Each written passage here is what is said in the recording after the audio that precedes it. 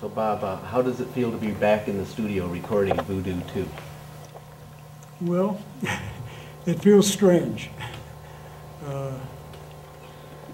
You know, for the last 40-odd years, I've been only involved in writing underscore and being in a studio with an orchestra, conducting, and not really making records. You know, making records is a completely different kind of thing.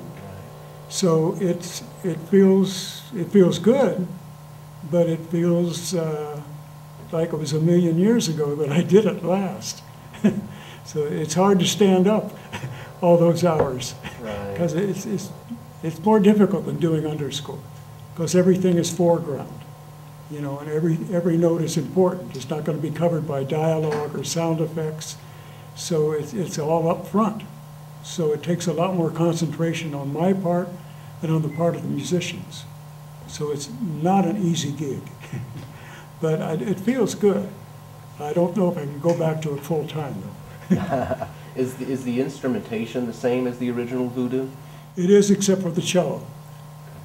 And I now have a synthesizer player covering what some of the percussion players did in the original Voodoo. There were more percussion players on the original Voodoo.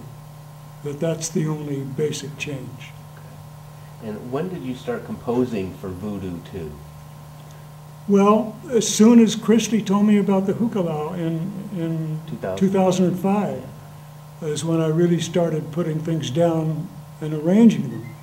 It's strange that over the years, since the first Voodoo, I had written a number of ideas down and put them in my sketchbook as ideas for another Voodoo. You know, some of these tunes that we're playing today had their genesis as early as 1964, 65, because I dated those sketches. So it's interesting, and some, you know, I guess it was meant to happen because I kept writing these songs. So some of the songs that we're hearing on VoodooII came from sketches from the original Voodoo? No. No? No, they came from sketches I wrote in the ensuing years. Okay. No, hopefully there's really not much connection with VoodooI except the whole vibe that goes with it, I hope. Any compositions that didn't make it on VoodooII? Yeah, there's 2 or 3 others. VoodooIII is in the wings. That's good news, actually. I doubt that. Yeah. And let's see here. Does the recording seem to be going very well? Yeah, it's a little awkward in this room. I mean, this venue has its advantages and it has its disadvantages. Mm-hmm. It's a little, I mean, finally the rhythm section's beginning to gel, but with all those baffles between each player, it's very difficult to get a groove going. But they're beginning to surmount that now. And when should we expect to see the CD released?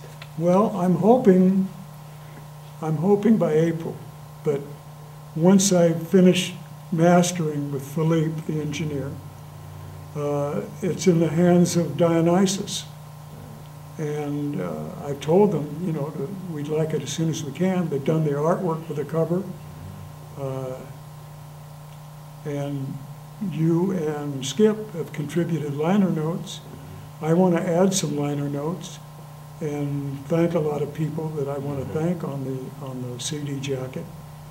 But I'm hoping that it won't take longer than 2 months once we turn over the master. Great.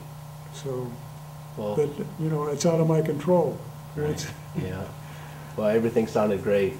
Well, thank you again. Yeah. No, I'm thrilled with the opportunity to do this again.